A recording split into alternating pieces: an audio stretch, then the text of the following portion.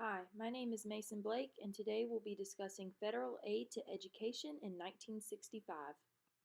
First, we will start off with how it began. Former President John Kennedy had a proposal to extend federal aid to public schools. However, there were political and social issues to this proposal due to the relationship between church and state. But then, Lyndon B. Johnson created a compromise that would end up being the most far reaching federal act that evoked change for education. It was called the Elementary and Secondary Education Act. It started in 1965 and provided federal assistance to public schools with particularly high levels of low income children. Also, it allowed private schools to share books and other school supplies to low income schools as well.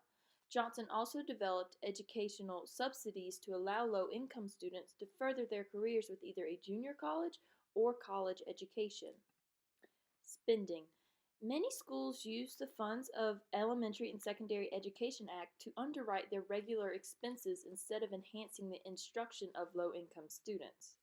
Some even reduce their level of educational spending once the school received the funds that the Elementary and Secondary Education Act provided. The reason this happened was because of the few restrictions that the act had.